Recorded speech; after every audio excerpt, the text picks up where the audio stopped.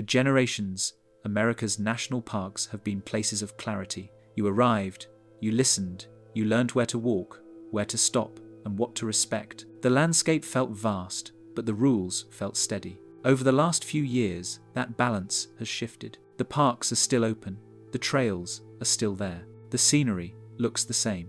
Yet something subtle has changed in how people move through these places, how risk is perceived, and how guidance is delivered. Incidents now happen in familiar locations. Rules hold only when reinforced. Rescue has become routine. This documentary does not focus on a single disaster or a single policy.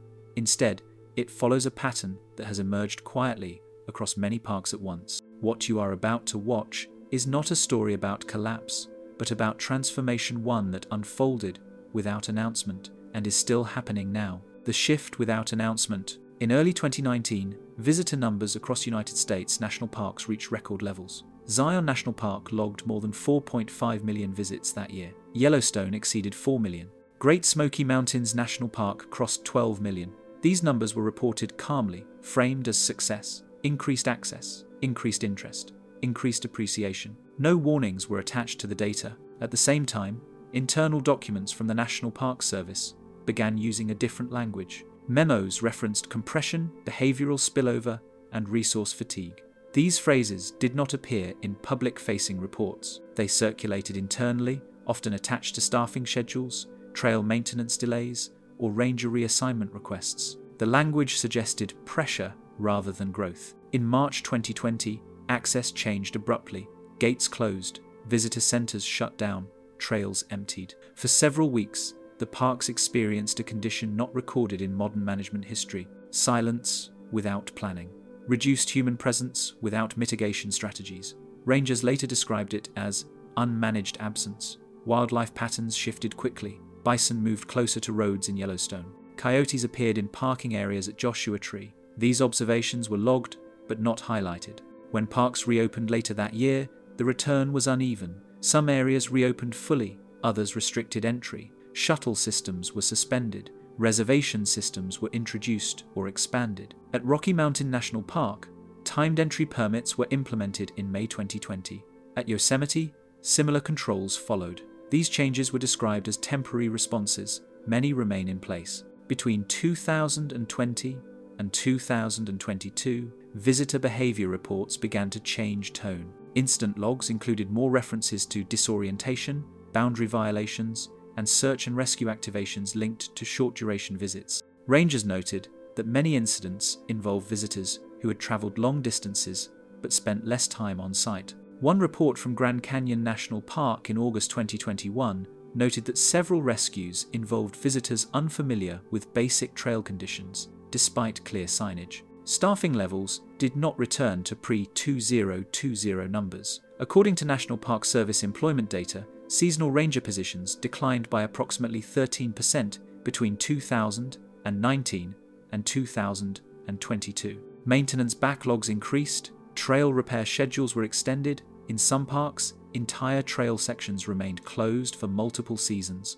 These closures were often attributed to weather or funding cycles, though internal correspondents sometimes cited staffing gaps. Digital behavior also altered park use. Social media platforms amplified specific locations. Horseshoe Bend, already popular, experienced further concentration. Rangers at Zion reported increased traffic to narrow canyon routes featured in short-form videos. In 2022, a park briefing noted that some visitors arrived with precise visual expectations but limited situational awareness. They knew what the location should look like, not how it functioned. Search and rescue statistics reflect this shift. In Yosemite National Park, rescue operations increased from 262 inches 2019 to over 320 inches 2022. Officials noted that many incidents involved inexperienced hikers on familiar trails rather than backcountry expeditions. The pattern suggested a change in visitor preparation rather than terrain risk.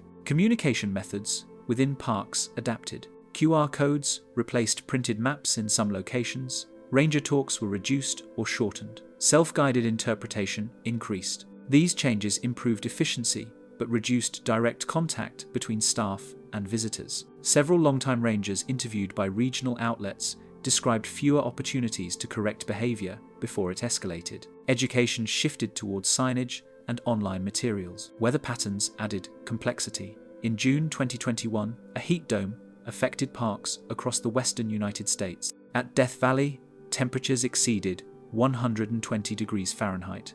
Multiple fatalities occurred. Rangers later stated that some visitors underestimated conditions, assuming modern infrastructure reduced environmental risk. The phrase, "perceived safety through familiarity," appeared in an internal risk assessment that year. Park boundaries also became more porous. During closures, informal entry points increased. At Great Smoky Mountains National Park, unauthorized access reports rose during 2020 and did not return to baseline afterward. Some trails experienced erosion linked to off-route use. Restoration plans were delayed due to staffing shortages. Law enforcement roles expanded quietly. Rangers reported more citations for drone use, off-trail hiking, and wildlife harassment between 2021 and 2023. These were not framed as cultural shifts, but as enforcement necessities. A 2022 National Park Service training document noted increased conflict mediation responsibilities among frontline staff.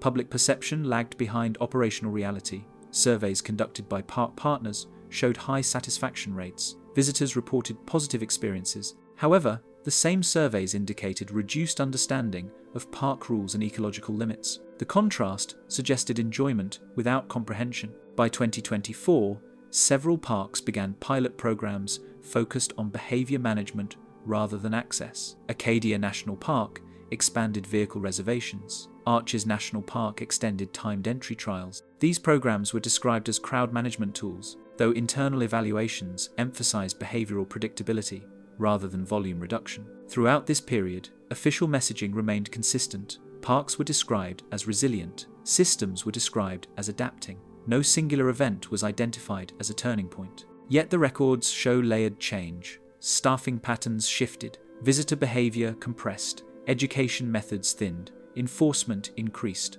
The parks continued to function, but under altered conditions. No announcement marked the transition. There was no policy declaration stating that national parks had entered a new phase. The changes accumulated across seasons, budgets, and incident reports. The landscape remained familiar. The management context did not. Internal reviews now reference the period after 2020 as a baseline rather than an anomaly. Comparisons increasingly use post-pandemic figures. This reframing suggests that the previous model is no longer assumed to return. The parks are measured against a new normal, defined quietly through data rather than statement. The shift did not alter the land itself. Trails remain, forests regenerate, rivers follow established paths. What changed resides in patterns of use, expectation, and oversight. These changes continue to register in logs, permits, and ranger briefings, forming a record that grows longer each year without summary. Visitors who do not behave like visitors. In ranger logs before 2020, visitor behavior followed predictable categories: lost hikers, weather exposure, vehicle trouble, medical events linked to age or terrain. These incidents appeared regularly and were documented with standardized language. Preparation levels varied, but assumptions about intent remained stable.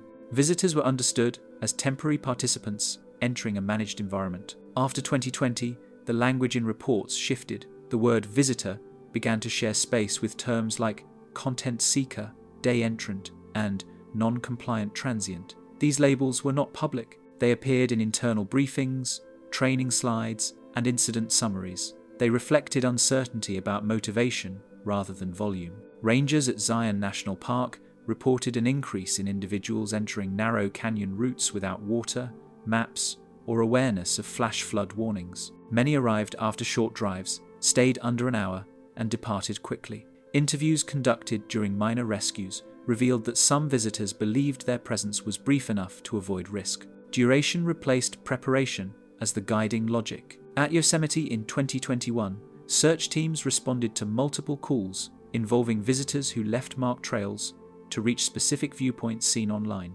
These routes were not new. The difference lay in approach. Individuals bypassed warning signs, stepped over barriers, and assumed visibility equaled accessibility. In post-incident statements, several described the terrain as closer than expected. This pattern appeared across regions. At Grand Teton National Park, rangers documented visitors approaching wildlife despite posted distance rules. Photographs showed individuals within feet of bison and elk. Citations increased, but repeat behavior continued. Education materials were present. Compliance was inconsistent. Preparation gaps widened. Footwear reports from rescue incidents showed an increase in sandals, fashion sneakers, and non-grip soles on uneven trails. In 2022, a Bryce Canyon ranger noted that several injured visitors believed trail surfaces were reinforced or stabilized because they appeared in promotional images. The assumption was not malicious, it was structural. The role of navigation also changed.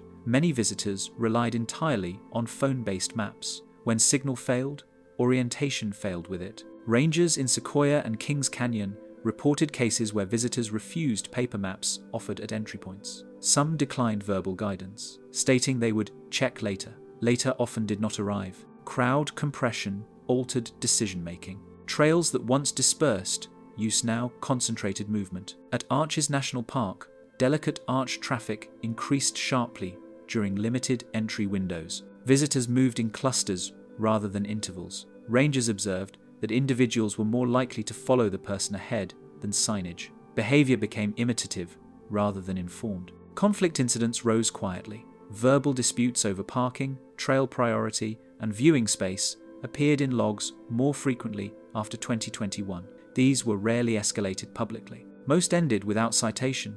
However, the frequency suggested increased stress within shared spaces. Rangers described managing people rather than land. Expectations also shifted. Visitors increasingly arrived with fixed outcomes. They expected a specific photograph, angle, or experience. When conditions interfered, frustration followed. Weather closures, shuttle delays, or wildlife absence prompted confrontations at ranger stations. Staff reported more demands for explanations framed as service failures rather than environmental realities. At Mount Rainier National Park, staff documented visitors entering snowfields without traction despite visible conditions. When stopped, some responded that the snow wasn't on the website. The comment reflected a belief that digital representation governed physical presence. Conditions not pre-announced were treated as errors. Children were involved more frequently in boundary incidents.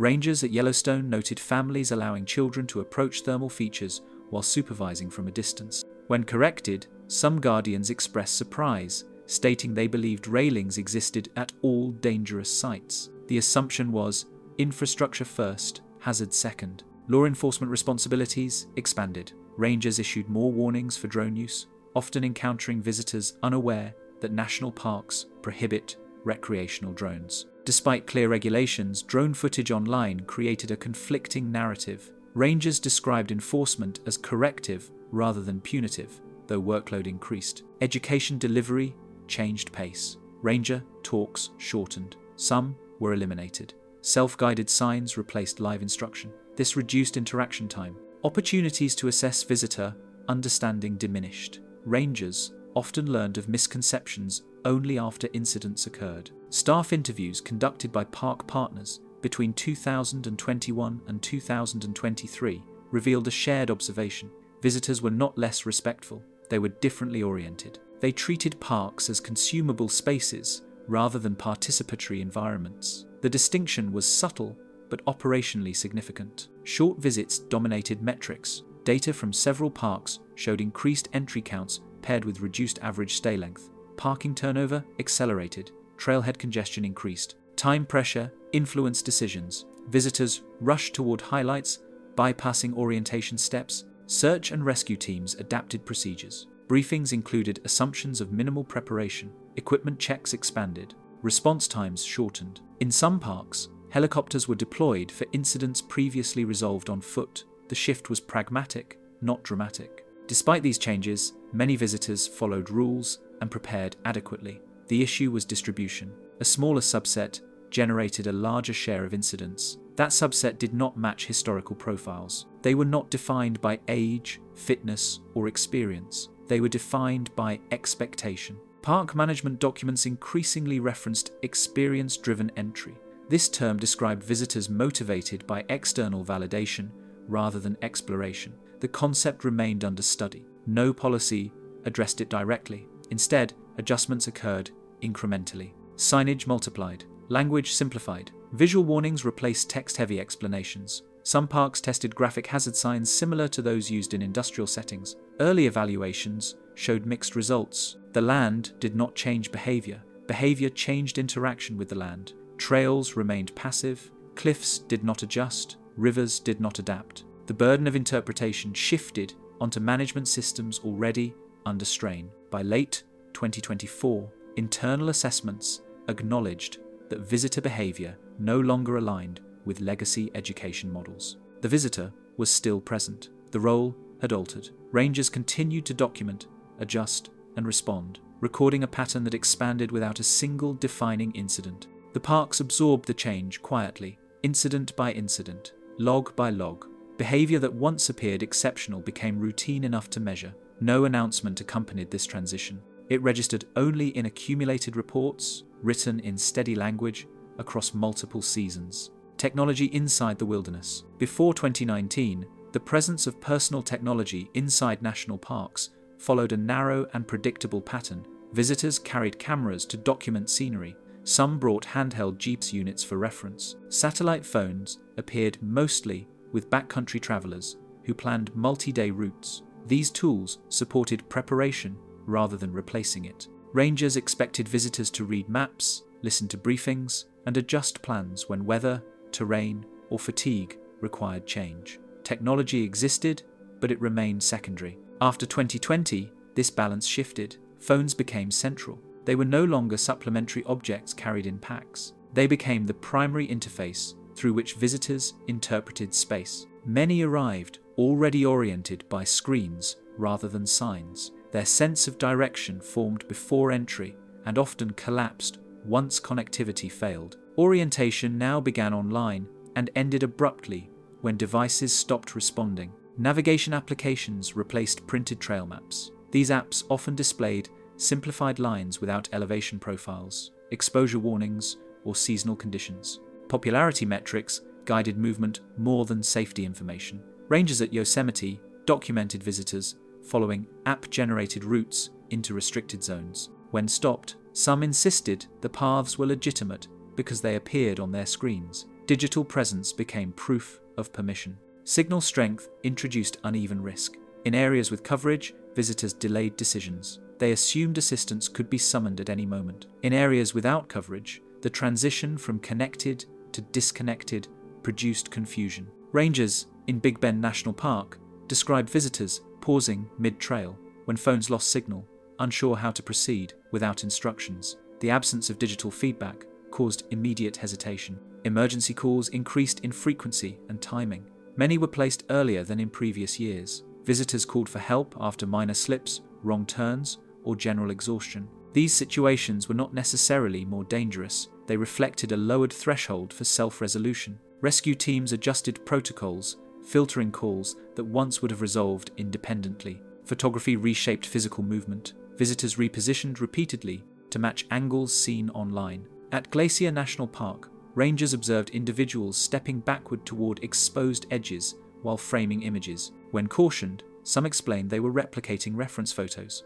Visual expectation overrode spatial awareness. The landscape became a backdrop rather than an active environment. Battery levels influenced decision-making. Rangers reported visitors turning back because phones dropped below critical charge, even when conditions remained favorable. Others pressed forward, despite fatigue, to reach destinations before devices failed. Choices aligned with remaining power rather than daylight, weather, or physical readiness. Energy management shifted from bodies to batteries. Information volume increased while comprehension decreased. Park websites expanded. Safety advisories multiplied. Reservation rules layered complexity. Visitors skimmed content rather than absorbing it. Rangers at Acadia noted many visitors knew their entry times, but not trail difficulty ratings. Access procedures were remembered. Environmental constraints were often overlooked. Digital permits altered pacing. Timed entry systems compressed arrival periods. Parking congestion followed predictable waves. Visitors hurried to meet reservation windows, bypassing orientation stops. Staff observed fewer questions at entrance stations. Compliance replaced curiosity. The transaction became the focus. Weather applications introduced false precision. Visitors tracked hourly forecasts without understanding elevation changes or localized systems. At Rocky Mountain National Park, rangers encountered hikers surprised by snow despite clear forecasts for nearby towns. The assumption was uniform conditions across terrain. Microclimates were not anticipated. Location tagging concentrated use. Previously, quiet trails surged in popularity after viral exposure. Infrastructure lagged behind attention. Some sites lacked restrooms, signage, or reinforced paths. Rangers responded reactively, installing barriers or rerouting traffic after incidents occurred. Exposure preceded preparation. Drone technology blurred boundaries. Despite clear prohibitions, visitors launched drones believing restrictions applied only to certain zones. Online footage contradicted regulations. Rangers spent increasing time explaining enforcement rather than conservation intent. The conflict existed between rule sets rather than individuals. Digital anonymity altered accountability. Visitors recorded risky behavior and shared it publicly. Some left parks before incidents could be addressed. Enforcement lagged behind visibility. Rangers described difficulty correcting actions already broadcast and validated online. Children interacted with technology differently. Rangers observed families allowing children to navigate using phones. When devices failed, children lacked spatial cues. Guardians expressed surprise at dependency. The wilderness no longer functioned as orientation training. It became passive scenery. Language mediation changed instruction. Translation applications replaced ranger explanations. Nuance disappeared. Safety warnings condensed into fragments. Rangers reported misunderstandings where translated phrases failed to convey scale or consequence. Meaning flattened. Data collection expanded quietly. Parks tracked movement through reservation scans and trail counters. Patterns emerged. Short stays, repeated visits to identical viewpoints. Limited exploration. Management plans adjusted, emphasizing flow regulation rather than discovery. Search and rescue coordination relied increasingly on digital traces. Last known pings guided response. When phones failed, searches became more complex. Rangers noted visitors rarely left written itineraries anymore. Digital footprints replaced physical planning. Artificial certainty emerged. Visitors trusted algorithms over experience. When corrected, some resisted, citing app authority. Rangers navigated disputes between lived conditions and digital instruction. Resolution required explanation rather than command. Technology also improved outcomes. Response times shortened. Missing persons were located faster. Weather alerts prevented incidents. The change was not inherently negative, it was uneven. Training adapted. Rangers received instruction on application behavior, platform trends, and device limits. The focus shifted toward interpretation. Understanding digital logic became fieldwork. Technology integrated unevenly. Some areas remained unchanged. Others mirrored online spaces. Trails functioned as corridors between images rather than destinations. By 2024, internal assessments described technology as a co-manager. It shaped entry, movement, expectation, and response. Rangers were not replaced. Their role changed. No directive announced this transition. It appeared through patterns. Phones consulted before signs. Decisions delayed until signal returned. The land remained constant. Interaction did not. Logs recorded change quietly. Incident notes referenced apps, batteries, and screenshots. Rescue reports listed phone models. Behavioral analysis cited platform trends. Documentation accumulated. Technology did not alter wilderness values. It altered interpretation. Parks continued operating within this influence, adapting gradually, recording effects without summary.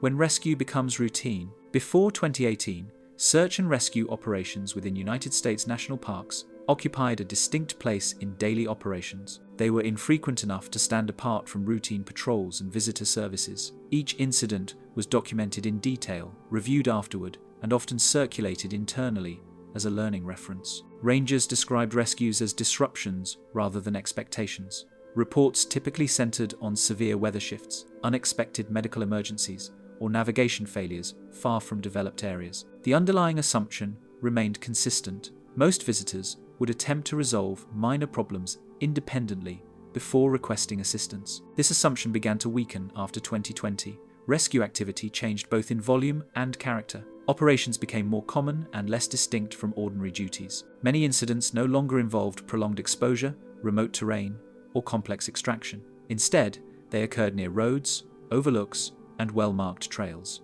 Rangers began to describe rescues not as interruptions, but as scheduled possibilities woven into daily planning. National Park Service data reflects this transition. In Yosemite National Park, search and rescue responses increased steadily between 2020 and 2023.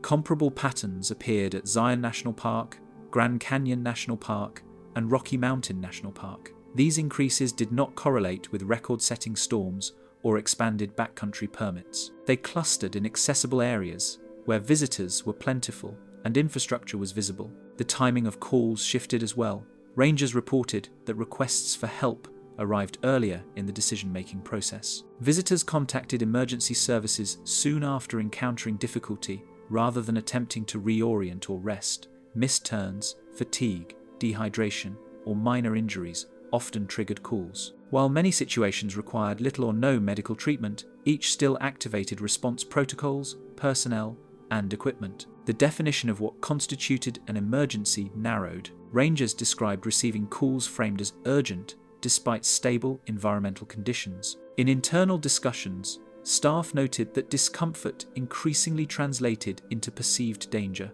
once uncertainty emerged. The lack of clear personal direction often prompted escalation. Confusion rather than threat became the catalyst. Widespread cell phone access altered how rescues began. Visitors could initiate contact from nearly anywhere with signal coverage. This removed the hesitation that once delayed rescue requests. In earlier years, limited connectivity forced individuals to weigh options, conserve energy, and attempt solutions before committing to rescue. After connectivity expanded, the option appeared immediate and reversible. Operational logistics adjusted accordingly. Rangers shortened deployment timelines and pre-positioned resources. Helicopter use increased in some regions, not because terrain became more hazardous, but because response expectations changed. Visitors increasingly assumed rapid extraction. Delays were met with frustration rather than relief, altering the emotional tone of interactions. An internal Grand Canyon review in 2021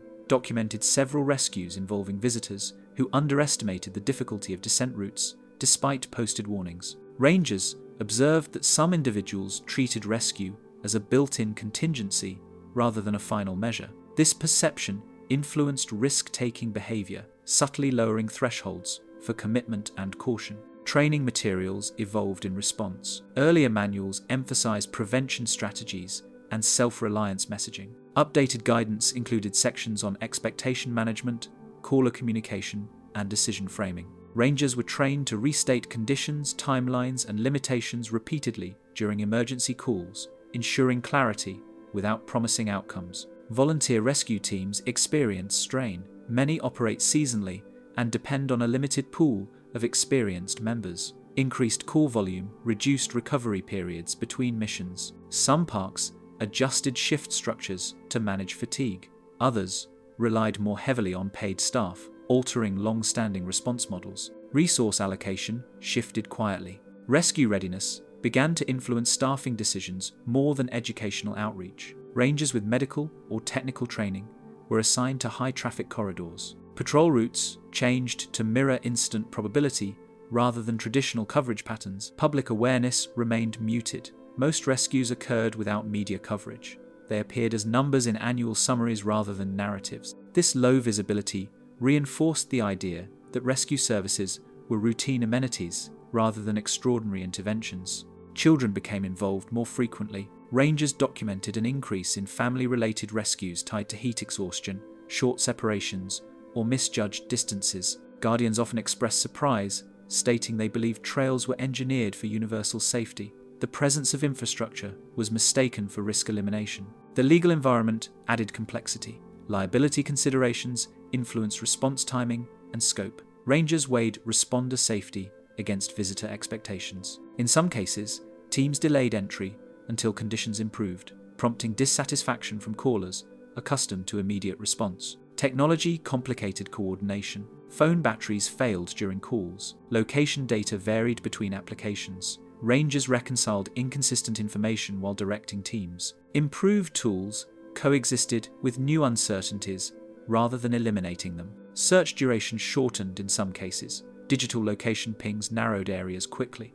In others, reliance on phones eliminated written itineraries entirely. When devices failed, searches lacked fallback information, extending uncertainty. Communication tone shifted. Rangers practiced reassurance without commitment. They emphasized limitations alongside assistance. This differed from earlier eras when prevention messaging dominated interactions. By 2022, several parks conducted internal assessments focused on rescue sustainability. Reports questioned whether expanded response capacity encouraged dependence. No public policy changes followed. Adjustments remained operational. Visitors adapted to visible rescue activity. Helicopters overhead became unremarkable. Sirens near trailheads drew little attention.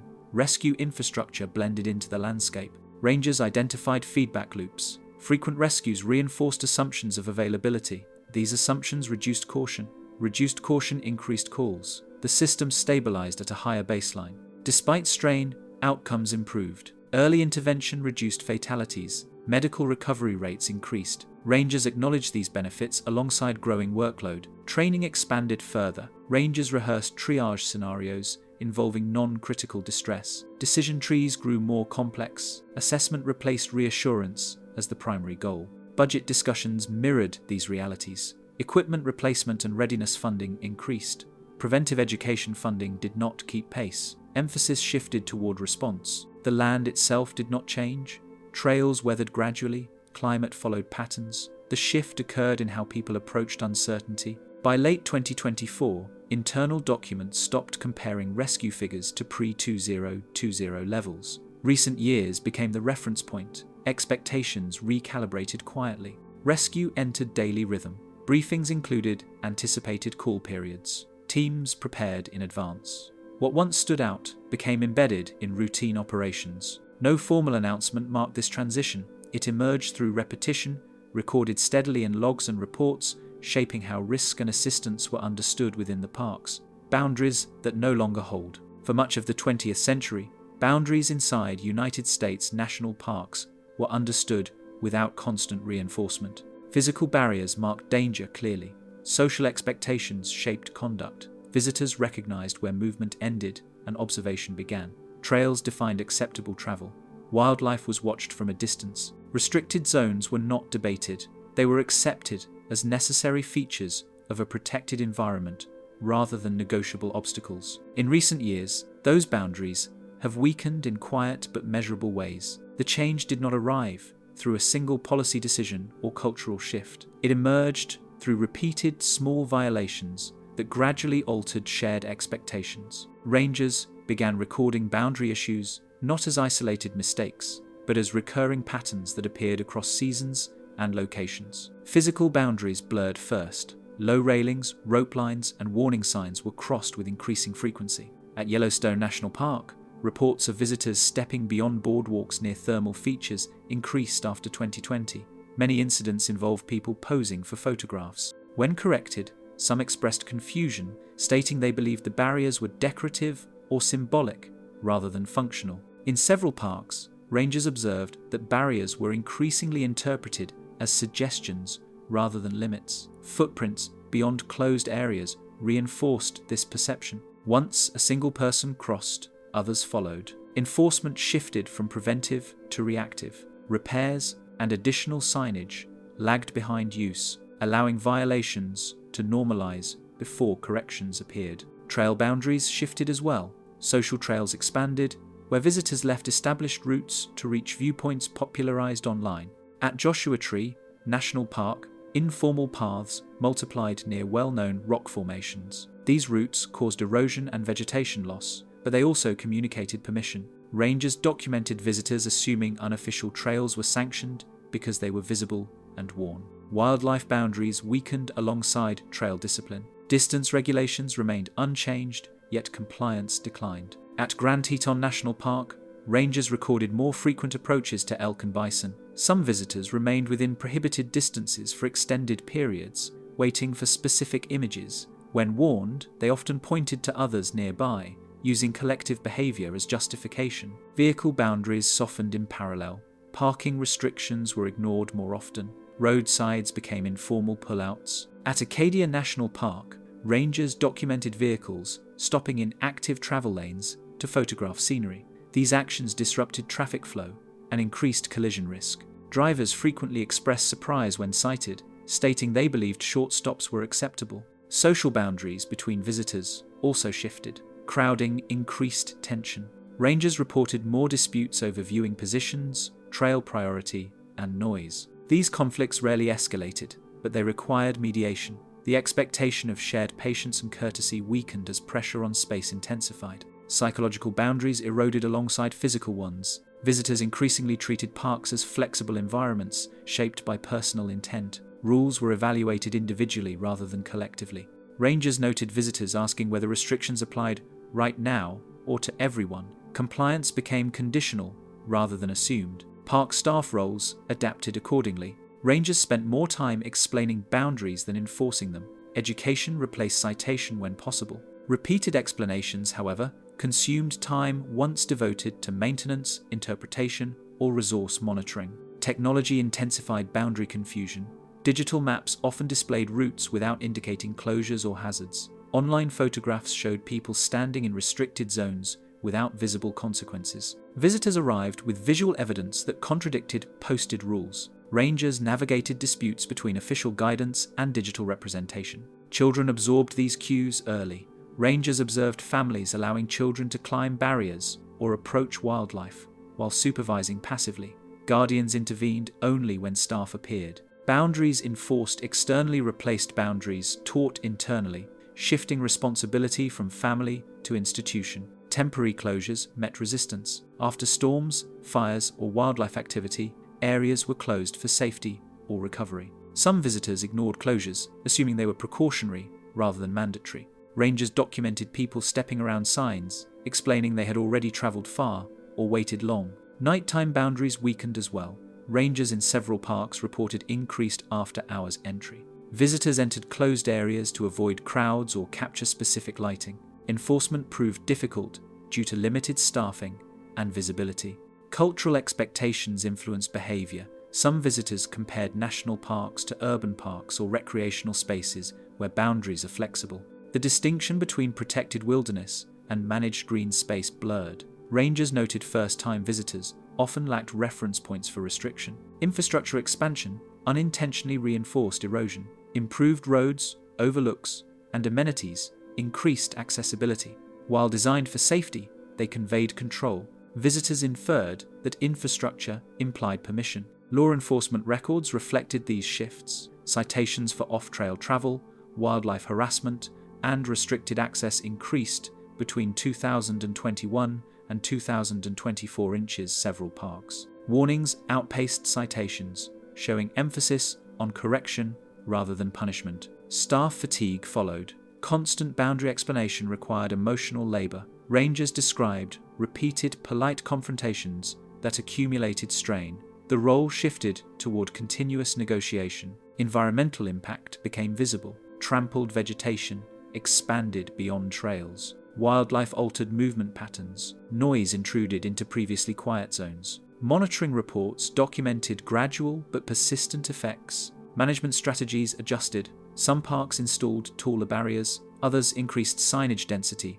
Visual cues replaced text explanations. Results varied. Stronger barriers reduced violations in some areas. In others, they attracted attention and testing. Community norms shifted slowly. Regular visitors adapted to new behaviors.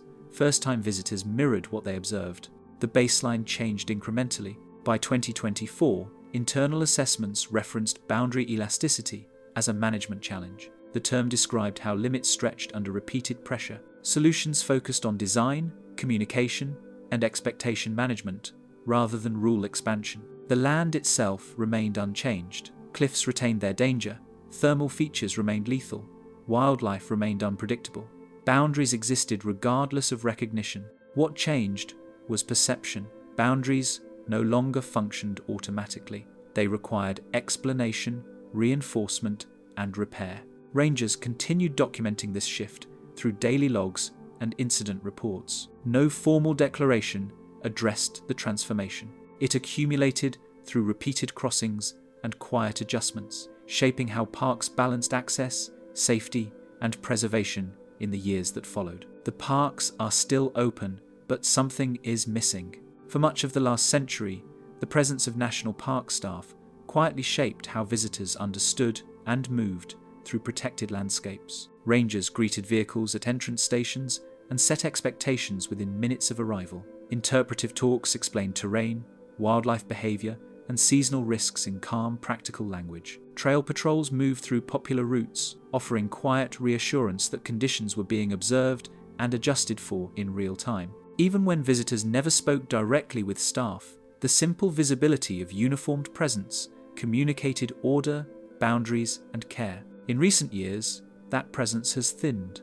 The parks remain open, roads are paved and ploughed, gates lift each morning on schedule. From the outside, the system appears intact. Yet the density of human oversight has declined in ways that are not immediately visible. The change registers slowly, through subtle absences rather than dramatic closures. Visitors sense it not as loss, but as a difference in atmosphere. Staffing levels provide the first indication. Between 2019 and 2023, the National Park Service reported persistent shortages across both seasonal and permanent positions. Hiring delays extended well past traditional timelines. Budget constraints limited replacements. Housing shortages prevented accepted hires from arriving. Some roles were eliminated entirely during restructuring. Others remained vacant for months, not due to policy decisions, but because practical conditions made staffing impossible. These reductions did not affect all roles evenly.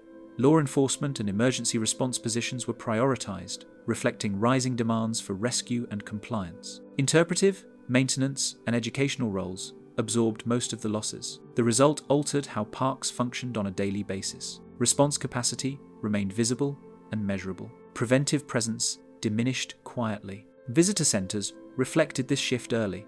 Hours shortened. Some centers closed several days each week. Others remained open, but operated with minimal staffing. Desks once occupied throughout the day sat empty for long stretches. Questions went unanswered. Orientation became optional rather than encouraged. Visitors moved through spaces designed for guidance without receiving it. Ranger-led programs declined sharply after 2020. Many talks were suspended during closures and never returned. Others resumed in reduced form, shortened to fit limited staff availability. Evening programs, once common during peak seasons, became rare. The loss did not occur all at once. It accumulated gradually. A cancelled talk one week, an unstaffed amphitheatre the next. Over time, the absence became normal. Trail patrols followed a similar pattern. Rangers, who once walked high-use routes daily, shifted toward reactive assignments tied to incidents or known problem areas. Patrol schedules narrowed. Coverage became targeted rather than comprehensive. As a result, many visitors completed hikes without encountering staff at all. This absence altered behavior in small ways. Rules felt distant. Guidance felt theoretical rather than present. Maintenance backlogs expanded alongside staffing reductions. Trails remained open despite deferred repairs. Signage weathered without replacement. Faded warnings stayed posted longer than intended. These conditions rarely created immediate danger, but they reduced clarity. When markers lost visibility, boundaries blurred further. Visitors filled gaps with assumption rather than instruction. Housing constraints compounded staffing challenges. In several parks, ranger housing units required major repairs or replacement. Limited housing availability restricted hiring even when funding existed. Seasonal employees declined positions after discovering they had nowhere to live. Vacancies persisted not through deliberate choice, but through logistical bottlenecks that could not be resolved quickly. Administrative workload increased for those who remained. Rangers absorbed additional duties beyond their original roles. Time spent on reports, permits, compliance documentation, and coordination expanded. Time available for visitor interaction contracted, conversations shortened, informal education faded, opportunities to correct misunderstanding before it became risk diminished. The absence was not evenly distributed across landscapes. High-profile parks maintained visible presence near entrance corridors and iconic viewpoints. Peripheral zones thinned. Secondary trailheads saw fewer patrols. Backcountry stations closed or operated intermittently. Visitors traveling beyond primary attractions entered spaces where oversight cues were minimal or absent. This uneven presence influenced visitor expectations. Without visible staff, some assumed fewer rules applied. Others interpreted silence as permission. The lack of correction reinforced flexible behavior. Rangers later encountered visitors unaware they had violated guidelines, genuinely surprised that expectations still existed. Interpretive materials attempted to compensate. QR codes replaced guided talks. Self-guided brochures substituted for conversations. Audio tours and mobile pages expanded. These tools increased efficiency, but they lacked adaptability. They could not detect confusion, answer follow-up questions, or adjust tone based on audience. Information became static, delivered without feedback. Education shifted upstream. Websites carried more responsibility. Visitors were expected to arrive informed. In practice, preparation varied. Rangers observed that visitors referenced websites selectively. Many followed reservation instructions carefully, while overlooking safety guidance. Access rules were memorized. Environmental context was missed. Staff morale shifted quietly. Rangers described feeling less visible and more reactive. The role changed from guide and interpreter to responder and enforcer. Satisfaction tied to teaching, prevention, and public connection diminished. Burnout increased, particularly during peak seasons when visitor volume exceeded staffing capacity. Volunteer programs filled some gaps. In certain parks, volunteers staffed information desks, assisted with traffic flow, or provided basic orientation. Their presence helped, but limitations remained. Volunteers lacked enforcement authority and specialized training.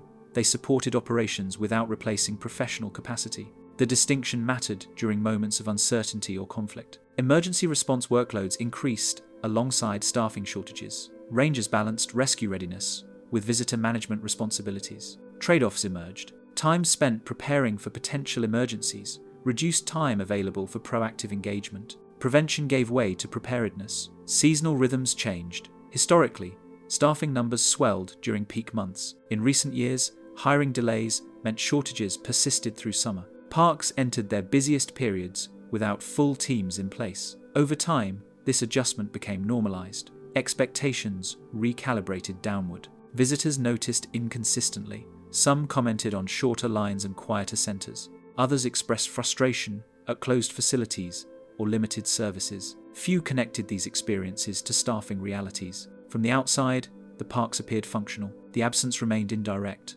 Internal documents reflected concern without alarm. Reports referenced capacity strain, coverage limitations, and mission trade-offs. The language remained neutral. Conditions were described rather than dramatized. No public messaging accompanied these acknowledgements. Interpretation suffered most. Storytelling, context, and ecological explanation declined. Visitors experienced scenery without narrative. Landscapes appeared impressive but disconnected. Understanding depended on prior knowledge. For many, it did not arrive. The land itself remained resilient. Trails endured wear. Wildlife adjusted patterns. Natural systems functioned within limits. What thinned was mediation. The human layer that translated rules, risk, and meaning grew sparse. By 2024, staffing comparisons increasingly used post-2020 figures as reference points. Earlier models of presence were no longer assumed to return. Planning documents adjusted accordingly, quietly accepting reduced density as baseline. The parks stayed open, signs remained posted, roads still led inward. What changed was the quiet human network that once guided movement, corrected behavior, and explained purpose. Its reduction reshaped experience without restricting access. Rangers continued working within these limits. They adapted schedules, priorities, and expectations. Absence became another condition to manage, noted in logs and addressed where possible. No announcement marked this transition. It registered through shorter conversations, empty desks, cancelled programs, and unpatrolled trails. Visitors moved through landscapes that appeared familiar, supported by systems that now operated with fewer human voices, carrying more responsibility in silence. Familiar places, unfamiliar outcomes. For much of the modern history of United States national parks, serious incidents were expected to occur far from familiarity. Accidents happen deep in backcountry zones. Disappearances were associated with remote terrain, long-distance routes, or severe weather. Risk was understood as proportional to distance from infrastructure. The closer a visitor remained to roads, signs, and crowds, the safer the environment was assumed to be. In recent years, that assumption has weakened. Incident records increasingly show accidents, medical emergencies, and unresolved disappearances occurring in places that are well known, heavily traveled, and visually familiar. These locations are not hidden, they are not distant. They are places most visitors recognize immediately. Rangers began noticing this shift through daily logs rather than major events. A missing person report originating from a scenic overlook, a fall near a paved path, a medical emergency within sight of a parking lot. Individually, these incidents appeared ordinary. Collectively, they formed a pattern that resisted earlier models of risk distribution. Search and rescue summaries from several parks show a concentration of incidents within short walking distance of infrastructure. In Yosemite National Park, a growing percentage of rescue calls between 2021 and 2024 originated less than 1 mile from trailheads. Similar clustering appeared at Zion National Park and Grand Canyon National Park, particularly along high-traffic corridors. These were not novice-only environments. Many of the affected individuals were experienced travelers, repeat visitors, or families following established routes. The terrain had not changed. Signage remained. The difference lay in how people interacted with familiar spaces. Familiarity altered perception. Visitors who recognized a location often underestimated risk. Short distances felt safe, regardless of conditions. Well-worn paths created an illusion of stability. Rangers noted that some visitors assumed that if a place was popular, it must also be controlled. Time compression contributed. Visitors spent less time in parks overall, but attempted to see more within limited windows. Stops were brief. Movement was rapid. Decisions were made quickly. When problems emerged, they escalated faster due to reduced buffer time. Crowd presence also altered individual judgment. In familiar places, visitors followed others rather than signage. If someone stepped off trail, others assumed it was acceptable. If people gathered near an edge, it signaled safety. Collective behavior replaced individual assessment. Medical incidents followed similar patterns. Heat exhaustion, dehydration, and cardiac events increasingly occurred on short walks near overlooks. Rangers reported cases where visitors declined water or rest because they believed they were almost done. Distance, not condition, defined effort. Children were involved more frequently in incidents near developed areas.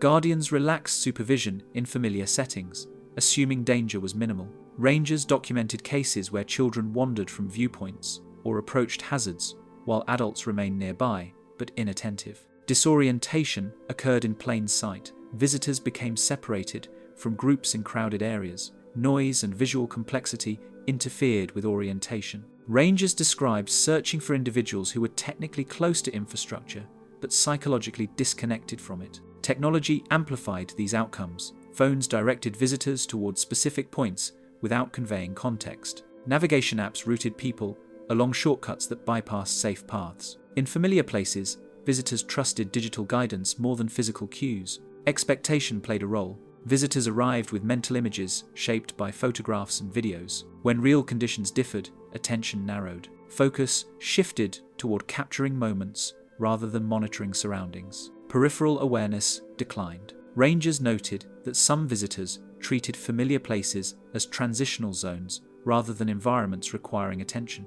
Overlooks became staging areas. Trailheads became backdrops. Movement occurred without engagement. Incident response reflected this complexity. Searches in familiar areas were paradoxically harder. High foot traffic obscured tracks. Witnesses assumed someone else had intervened. Rangers faced ambiguity in environments that appeared controlled but were not. Weather variability compounded risk. Sudden temperature shifts, wind gusts, or storms affected exposed overlooks and ridgelines near infrastructure. Visitors unprepared for change were caught off guard, despite proximity to safety. Infrastructure itself contributed. Guardrails and paved paths conveyed security, but they also narrowed attention. Visitors leaned against barriers without considering what lay beyond. When barriers ended, awareness did not always adjust. At several parks, rangers documented incidents where individuals crossed barriers briefly for photographs and did not return. Slips occurred quickly. Recovery was not possible due to terrain.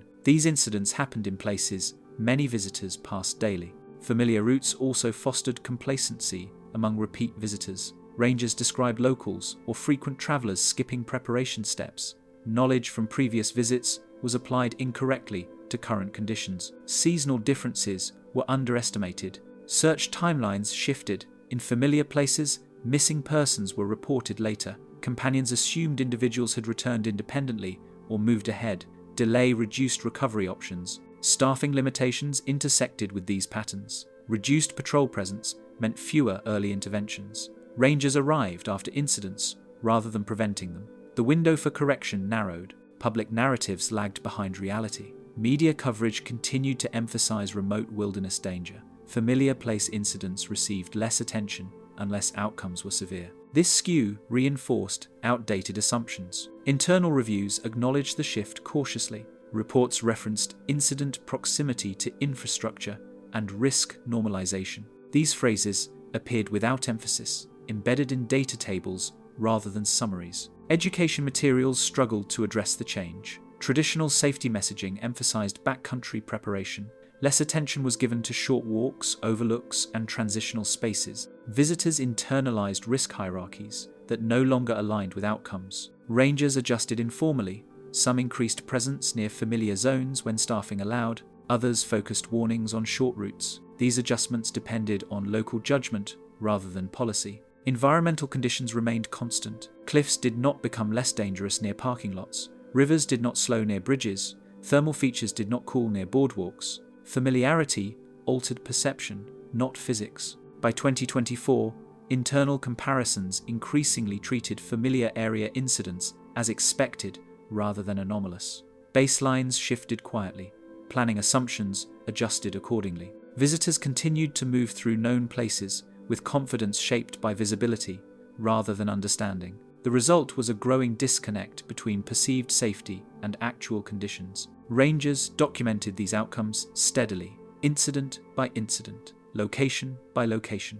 The record expanded without clear resolution. No single explanation accounted for the shift. It emerged from layered factors: time pressure, crowd behavior, technology, reduced staffing, and altered expectations. Together, they reshaped how risk manifested. Familiar places did not become more dangerous. They became more misunderstood. The consequences appeared not in remote silence, but in plain view, recorded quietly in logs and reports that continued to accumulate as parks remained open and landscapes unchanged. When the map stops explaining the ground, for much of the national park system's modern history, maps functioned as translation tools. They reduced complex terrain into understandable form. Lines indicated trails, symbols marked danger, distances suggested effort. A visitor could look down, then look up, and connect representation to reality. The map did not replace judgment, but it supported it. In recent years, that relationship has shifted. Maps are still present, but their role has changed. Many visitors no longer treat them as interpretive guides. Instead, maps are used as confirmation devices. They are consulted to verify that a destination exists, not to understand what lies between. This change appeared gradually. Rangers began noticing that visitors arrived knowing exact names of locations, but lacking awareness of elevation, exposure, or time required to reach them. People could pronounce obscure trail names, yet could not describe the terrain they were about to enter. Familiarity with labels replaced familiarity with conditions. Digital mapping accelerated this pattern. Phone-based maps prioritize clarity and speed. Routes appear as smooth lines. Elevation is optional. Hazard layers are often absent or buried. What is gained in accessibility is lost in depth. The map no longer slows the user. It encourages movement. Rangers at several parks described visitors following navigation prompts with literal confidence. When a phone indicated a path, it was trusted even when physical signs contradicted it. In Yosemite National Park, staff documented multiple cases of visitors entering closed or unsafe areas because a digital route suggested a shortcut. When corrected, some insisted the map was up to date. Paper maps declined in use. Many visitor centers reduced printed map availability due to cost and demand. Visitors declined them when offered, stating they already had directions. This decision removed a moment of friction that once invited questions. The exchange did not occur. The loss of scale became significant. Digital maps adjust scale automatically. Distances feel consistent regardless of terrain. A half-mile appears the same whether flat or vertical. Rangers noted that visitors frequently underestimated effort on short routes involving steep gain. When fatigue set in, confusion followed. Orientation changed as well. Visitors relied on blue dot positioning rather than landscape cues. When signal dropped, orientation dropped with it. Rangers in canyon and forested environments described visitors stopping completely once their location could not be confirmed digitally. The ground did not change, interpretation did. Expectation followed mapping style. If a route appeared continuous on a screen, visitors assumed it was continuous on the ground. Trail interruptions caused by weather, rockfall, or seasonal closure surprised them. Some waited at dead ends, expecting the path to resume. Maps also altered decision thresholds. When visitors could see a destination marker nearby, they pressed forward despite changing conditions. Rangers documented cases where individuals continued into heat, snow, or darkness because the map suggested proximity. The distance was accurate, the context was not. Crowd behavior reinforced trust in maps. If multiple people followed the same route, it validated the choice. Collective movement replaced evaluation. Rangers observed groups proceeding into deteriorating conditions because the map and the crowd agreed. Search and rescue reports reflected this shift. Instant narratives increasingly referenced navigation apps rather than maps. Coordinates were shared digitally. When devices failed, reports noted a lack of alternative orientation. Written plans were rare. The map existed only as a screen. Children learned this logic early. Rangers observed families allowing children to lead using phones. When devices malfunctioned, children lacked spatial reference. Adults deferred rather than reassessed. Authority followed the screen. Language around mapping changed. Visitors spoke of losing signal rather than losing direction. The phrase revealed dependency. Direction was externalized. When the tool disappeared, so did confidence. Trail signage could not always correct this. Physical signs assumed users were interpreting space actively. Digital users scanned quickly, seeking confirmation rather than information. If signs did not match expectations, they were dismissed as outdated. At several parks, rangers documented visitors, photographing maps rather than reading them. The image served as proof of possession, not comprehension. The map became an object rather than a process. Infrastructure unintentionally supported this shift. Clear trailheads, paved access, and frequent wayfinding reduced perceived need for interpretation. Visitors assumed continuity. When infrastructure ended, adjustment lagged. The mismatch became most visible during seasonal change. Snow, mud, and water altered routes that maps did not immediately reflect. Visitors arrived expecting summer conditions because their maps showed summer routes. Rangers encountered confusion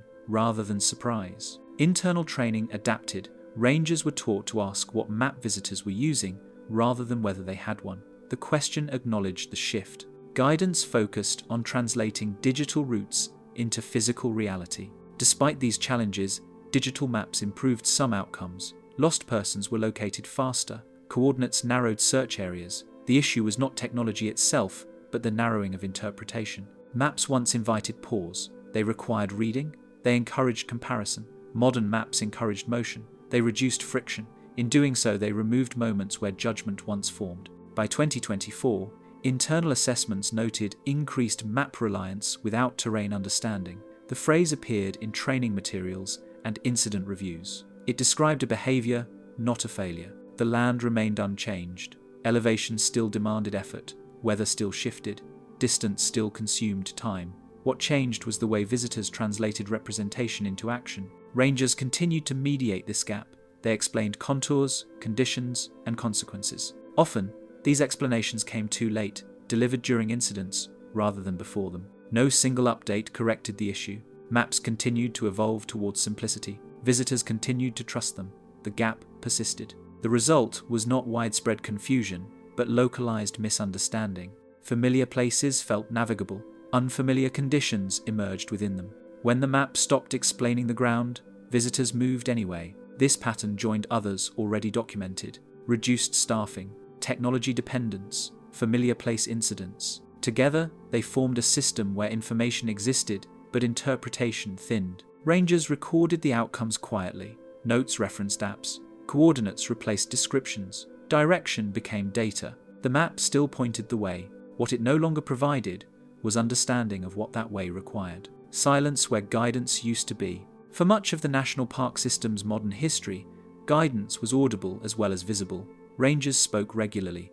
Instructions were delivered in person. Warnings were explained out loud, shaped by tone and timing. Even brief conversations carried weight. A few sentences at a trailhead could redirect plans, delay entry, or change expectations entirely. In recent years, that audible layer has thinned. The parks are not silent, but guidance no longer carries the same presence. What remains is often written, posted, or embedded in systems rather than spoken. The shift is subtle. It is felt more than noticed. Rangers began describing this change indirectly: fewer conversations, shorter exchanges, more gestures towards signs instead of explanations. The difference was not policy-driven. It emerged from staffing limits, time pressure, and the volume of visitors moving through spaces faster than staff could reach them. Entrance stations once functioned as orientation points. Rangers greeted vehicles, assessed readiness, and adjusted expectations. Weather updates, trail conditions, and safety reminders were delivered before visitors left pavement.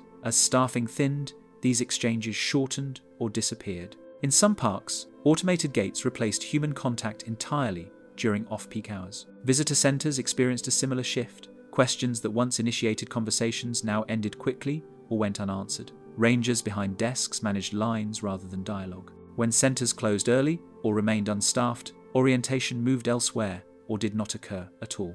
Interpretive talks provided another layer of spoken guidance. These programs explained not only what visitors would see, but how to behave while seeing it. Wildlife distance, trail etiquette, and environmental limits were woven into stories rather than listed as rules. As talks declined, this contextual guidance faded with them. Trailheads grew quieter. Rangers no longer stationed themselves regularly at high-use starting points. Instead, they appeared after incidents or during targeted patrols. Visitors began hikes without hearing a human voice set expectations. The first guidance encountered was often a sign, read quickly or ignored. Written warnings replaced spoken ones. Signs multiplied, language simplified, visual symbols substituted explanation.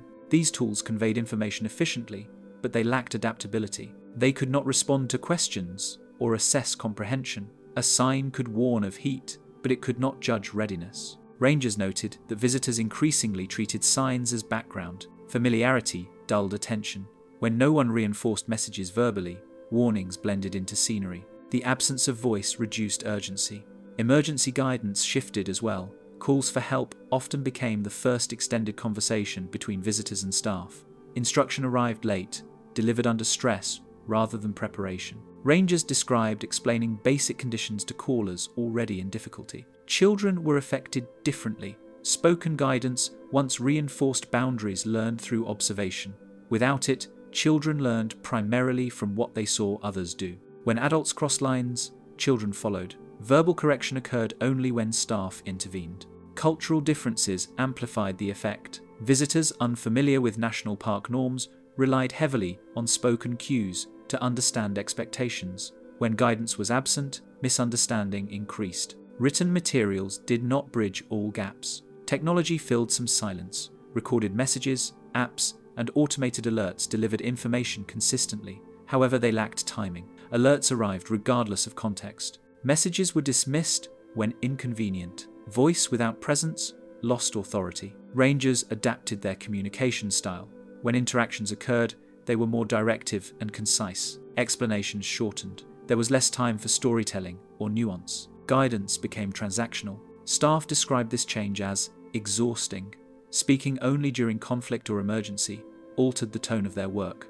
Positive interactions declined. Correction replaced conversation. The silence extended into backcountry areas. Stations once staffed seasonally remained closed. Radio check-ins replaced face-to-face contact. Visitors passed through zones where no guidance existed at all. Search and rescue reports reflected this absence. Incident narratives included phrases like visitor, unaware, did not know, and assumed permitted. These descriptions pointed not to negligence, but to missing instruction. Park partners attempted to compensate through outreach. Videos, brochures, and online briefings expanded, yet these materials were consumed unevenly. Spoken guidance had once reached everyone who passed a ranger. Digital guidance reached only those who sought it. Visitors adapted unknowingly. Many assumed silence meant safety. The absence of warning was interpreted as approval. Rangers later encountered genuine surprise when correcting behavior. This shift affected risk perception. Without audible reminders, hazards felt abstract. Cliffs appeared scenic. Wildlife seemed approachable. Rules felt distant. Internal discussions acknowledged the issue cautiously. Documents referenced reduced interpretive contact and limited proactive engagement. The language remained neutral. The implications were operational, not philosophical. The land itself did not change. Hazards remained consistent. What changed was how often they were named aloud. By 2024, some parks experimented with restoring presence in limited ways. Pop-up ranger stations, short trailhead briefings, targeted talks during peak hours. These efforts showed immediate effect. Questions increased. Incidents decreased locally. Scaling remained difficult. Silence persisted elsewhere. The system adjusted around it. Guidance became optional, delivered where possible, absent where not. Visitors continued moving through landscapes with confidence shaped by visibility rather than instruction. Many never noticed the silence. Others felt it without naming it. Rangers documented the outcomes steadily. Fewer conversations, more assumptions, more corrections after the fact. No directive announced the change. It unfolded through schedules, staffing charts, and daily decisions. The parks continued operating, open and accessible, with guidance increasingly quiet. What was missing was not information, but voice. The human sound that once carried meaning before risk appeared now arrived, later, if at all, recorded in logs rather than heard on trails. Rules that exist only when enforced. For most of the national park system's modern history, rules functioned as background structure. Visitors did not need to encounter enforcement directly to understand limits. Regulations were reinforced through habit, visibility, and shared expectation. A rule posted on a sign carried weight because it aligned with what people observed others doing and what rangers consistently reinforced. In recent years, that structure has weakened. Rules still exist. They are written clearly, they are posted online and displayed at entrances. Yet their effect increasingly depends on immediate enforcement rather than shared understanding. A rule followed only when observed becomes conditional rather than assumed. Rangers began noting this shift in routine interactions. Visitors asked whether rules were being enforced today. Others asked if exceptions could be made due to timing, crowd levels, or personal circumstances. These questions were not confrontational. They reflected uncertainty about whether rules were fixed or situational. Wildlife distance regulations illustrate the change. Required distances have not been reduced. The language remains firm, yet compliance varies widely depending on ranger presence. When staff are visible, visitors step back. When staff move on, distances close again.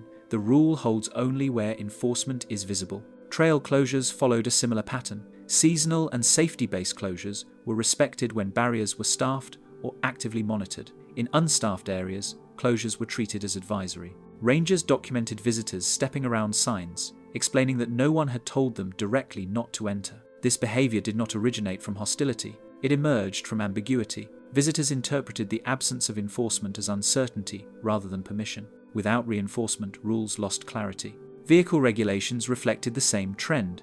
Speed limits, pull-out restrictions, and parking rules were followed unevenly. When enforcement patrols were active, compliance increased. When patrols were absent, violations returned quickly. The landscape of behavior shifted hour by hour. Camping regulations experienced pressure as well. Designated site rules were challenged by visitors seeking flexibility. Rangers reported increased questions about dispersed camping boundaries in parks. Where such practices were not permitted, the distinction between national parks and other public lands blurred. Noise regulations weakened subtly. Quiet hours remained posted, yet compliance varied. In high-use areas without staff presence, noise levels increased into late evening. Rangers intervened when called, but proactive enforcement was limited by staffing. Fire restrictions followed similar dynamics. Seasonal fire bans were respected unevenly. Visitors understood the rule abstractly, but evaluated risk personally. Without ranger explanation, bans were seen as generalized rather than situational. Compliance depended on visibility. Drone prohibitions became a frequent enforcement challenge. Despite clear federal regulations, visitors cited online examples contradicting policy. When drones were launched without immediate response, others followed. Enforcement lag created temporary permission zones. The enforcement burden shifted onto fewer staff. Rangers described rotating between guidance, citation, and conflict mediation. The emotional labor increased. Each interaction required explanation of why a rule existed, not just that it did. Warnings outpaced citations. Many parks emphasized education-first approaches. While effective in individual cases, this approach required time. Repeat violations occurred when staff moved on. The same explanations were delivered multiple times to different groups. Legal authority remained unchanged. Rangers retained full enforcement power. What changed was coverage. With fewer staff spread across larger areas, consistent enforcement became impossible. Rules functioned in pockets rather than across entire parks. Visitors adapted to this inconsistency. Some followed rules strictly regardless of context. Others tested boundaries, behavior aligned with observation. If no consequence followed, the rule felt optional. Children absorbed these patterns. Rangers observed families explaining rules conditionally, noting that "it's fine here" or "only if a ranger comes." Authority shifted from rule to enforcer. This conditionality altered risk perception. Rules that once communicated danger now communicated procedure. Visitors evaluated rules based on enforcement likelihood rather than safety relevance. Internal discussions acknowledged the problem cautiously. Training materials referenced compliance variability and enforcement visibility. The language focused on operational challenges rather than behavioral change. Technology complicated enforcement further. Visitors recorded interactions. Some questioned authority using online sources. Rangers navigated disputes where policy clashed with digital misinformation. Resolution required explanation rather than assertion. The workload reshaped patrol strategy. Rangers focused on hotspots where violations were most likely. Peripheral areas saw less enforcement. Rules existed there in theory, not practice. Environmental impact followed. Areas with inconsistent enforcement showed higher rates of disturbance. Vegetation loss increased near unofficial access points. Wildlife altered behavior near unmonitored zones. Despite this, most visitors did not intend harm. Rangers emphasized that confusion, not defiance, drove behavior. Rules without reinforcement lacked context. By 2024, internal assessments described a shift from norm-based compliance to presence-based compliance. The phrase captured a transition from shared expectation to situational obedience. Efforts to restore consistency faced limits. Increased staffing was slow. Technological enforcement tools raised privacy concerns. Education campaigns required resources. The land remained indifferent to enforcement gaps. Hazards did not adjust. Wildlife did not respond to signage alone. Physical consequences persisted regardless of rule clarity. Rangers continued documenting outcomes. Incident reports referenced rule awareness unclear and visitor unaware of restriction. These phrases appeared alongside citations and warnings, forming a record of conditional compliance. No formal policy announced this transition. It emerged through daily encounters and shifting behavior. Rules remained written. Their force depended increasingly on who was present to speak them. The park stayed regulated on paper and variable on the ground. Visitors navigated this ambiguity as best they could, guided by observation rather than instruction. The result was not lawlessness, but uneven order, a system where rules existed everywhere, but held firmly only where reinforced, shaping experience through presence rather than principle. Risk that no longer feels like risk. For much of the national park system's modern existence, risk was understood through distance and effort. Danger increased as visitors moved farther from roads, crowds, and infrastructure. Preparedness scaled with remoteness. The closer a person remained to pavement and signage, the safer the environment was assumed to be. This assumption shaped how visitors planned, dressed, and behaved. Over the last several years, that relationship has shifted. Risk has not disappeared, but it has become harder for visitors to recognize. It no longer announces itself clearly. It blends into familiarity. Hazards that once felt obvious now feel muted, even when their physical reality remains unchanged. Rangers began noticing this change through incident descriptions rather than dramatic events. Falls occurring within sight of parking lots, heat emergencies on paved paths, wildlife encounters at scenic pullouts. These incidents did not involve unusual conditions. They involved ordinary places experienced without caution. Familiarity plays a central role. When a location appears orderly, visited by thousands each day, and framed by infrastructure, visitors assume underlying safety. Guardrails, paved walkways, and viewing platforms signal control. The presence of these features suggests that risk has been engineered out, even when it has not. This perception alters behavior subtly. Visitors approach edges more closely. They linger longer in exposed areas. They relax attention. Rangers observed people leaning against barriers, stepping beyond them briefly, or positioning themselves in ways that would have felt dangerous in less developed settings. Risk communication struggles in these environments. Signs warning of cliffs, heat, or wildlife often compete with visual cues suggesting safety. When the environment looks managed, warnings feel theoretical. The message conflicts with the setting. Time compression amplifies this effect. Visitors increasingly move through parks quickly, spending less time in each location. Short visits reduce opportunities for gradual awareness. Without time to observe changing conditions, risk feels static. Visitors assume that what felt safe on arrival will remain safe minutes later. Weather complicates this perception. Sudden shifts occur in places that appear stable. Wind gusts strike exposed overlooks. Temperatures spike along canyon rims. Thunderstorms build rapidly over ridgelines near roads. Visitors unprepared for change experience surprise rather than anticipation. Heat presents a clear example. Rangers documented increasing cases of heat exhaustion on short walks near developed areas. Visitors underestimated exposure because distances were short, shade was assumed. Water was left behind. The risk felt manageable until it was not. Children are particularly affected. Guardians relax supervision in familiar environments. Paved paths feel controlled. Railings feel protective. Rangers described incidents where children slipped, wandered, or approached hazards, while adults remained nearby, but inattentive. Crowd presence also dulls risk perception. When many people gather at an overlook or along a trail, individual judgment shifts. The presence of others suggests safety. Visitors follow collective behavior rather than environmental cues. If others stand close to an edge, it appears acceptable. Technology reinforces this dynamic. Phones capture moments but narrow attention. Visitors focus on framing images rather than monitoring surroundings. Peripheral awareness decreases. Rangers observed visitors stepping backward toward hazards while filming, unaware of proximity until corrected. Risk language has also shifted culturally. Many visitors frame risk in terms of probability rather than consequence. If many people do something without incident, it feels safe.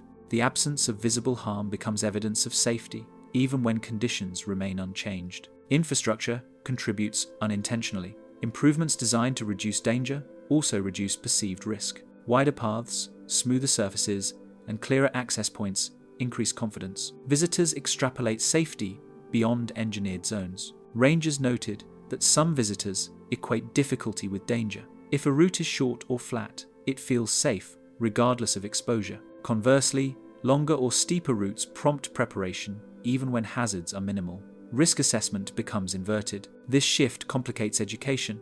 Traditional messaging emphasizes backcountry preparation.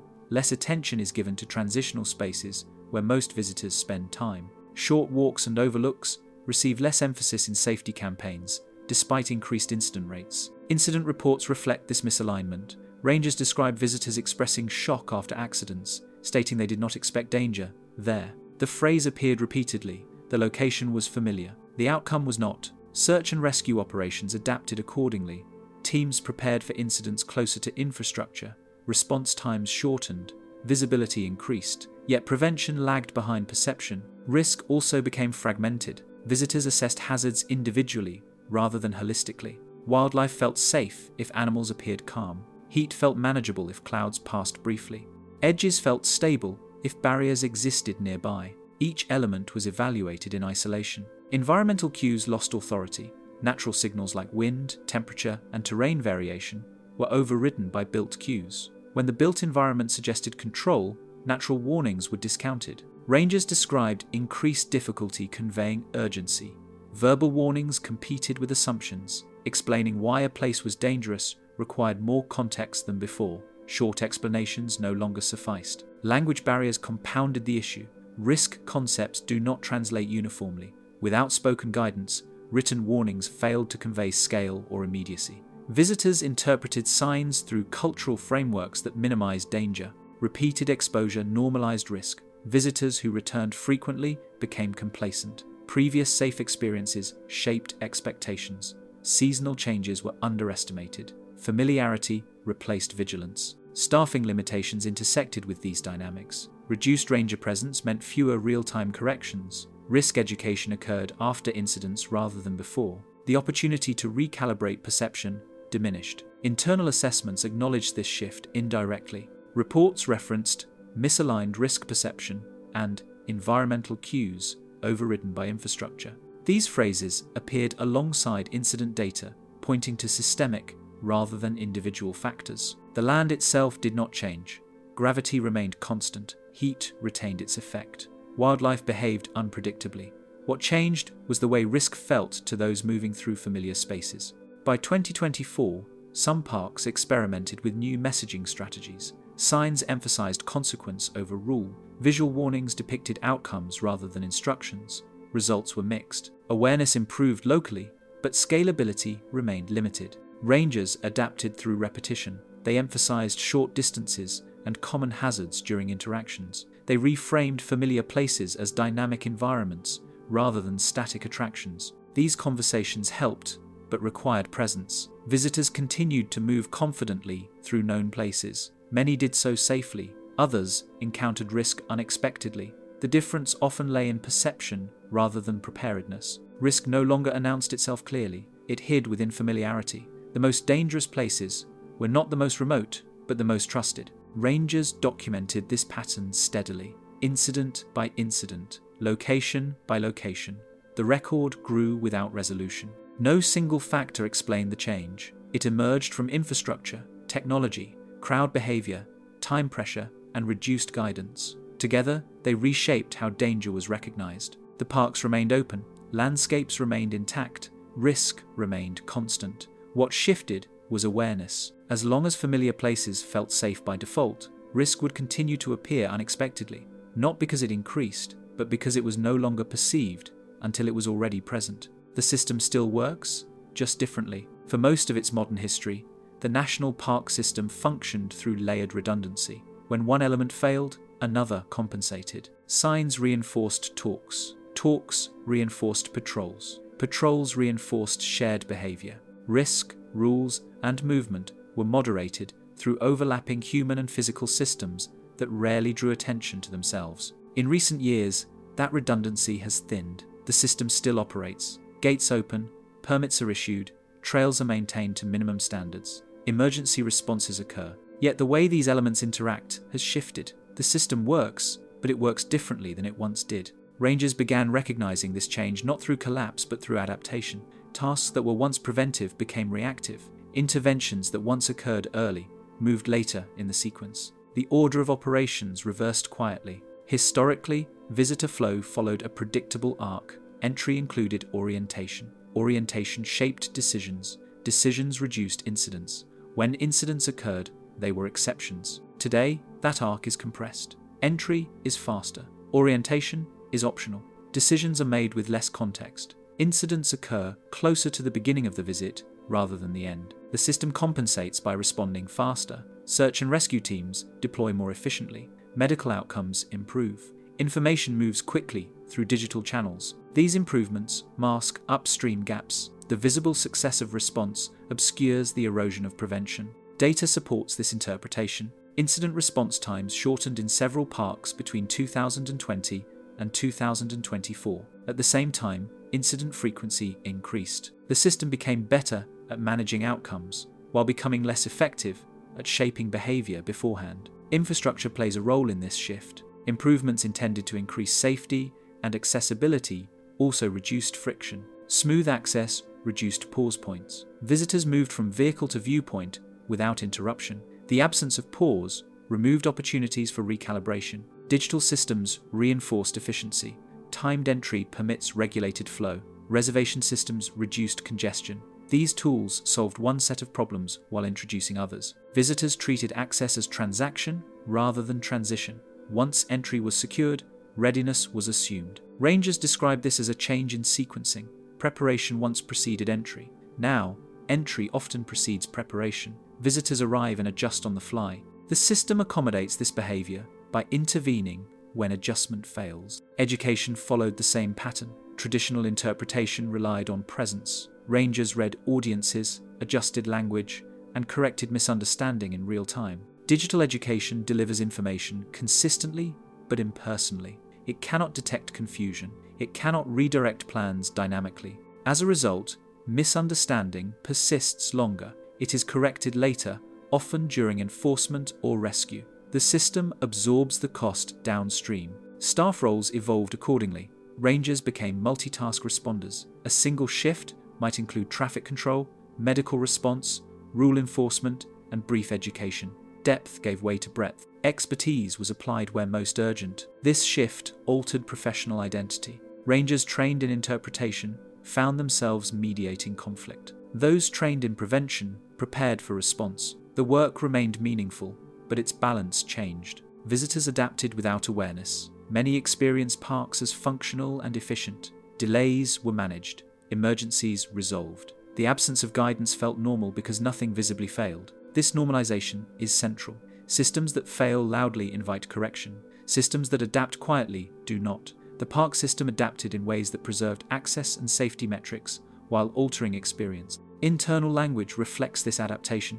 Planning documents reference dynamic management, adaptive capacity, and operational resilience. These terms describe flexibility, not loss. They frame change as adjustment rather than degradation. Yet adaptation carries trade-offs. Flexibility often replaces consistency. Response replaces prevention. Visibility replaces understanding. These trade-offs do not break the system, they reshape it. The effects accumulate unevenly. High traffic areas receive attention.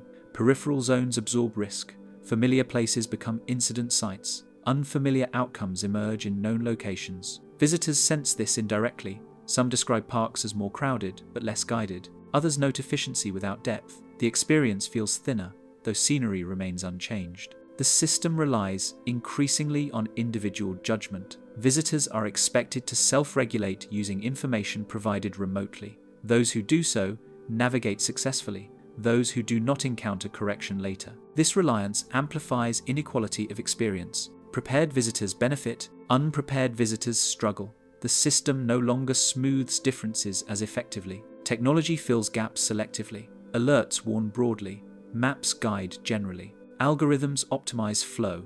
None replace contextual judgment. The system assumes users will integrate information. When they do not, response compensates. Rangers document these dynamics carefully. Logs reference visitor unaware, assumed permitted, and did not expect. These phrases recur across parks and incidents. They describe perception gaps rather than rule violations. The land remains stable. Terrain does not adapt to systems. Weather does not wait for readiness. Wildlife does not respond to signage. The physical environment remains indifferent to operational change. This indifference is important. It means adaptation occurs only on the human side. The system bends to behavior rather than the reverse. Consequences still occur, but later. By 2024, internal baselines reflected this reality. Planning no longer assumed restoration of earlier models. Staffing targets adjusted. Program expectations recalibrated. Presence was prioritized where impact was measurable. The system's success became harder to evaluate. Fewer fatalities suggested improvement. More rescues suggested strain. Visitor satisfaction surveys remained high. Incident logs grew thicker.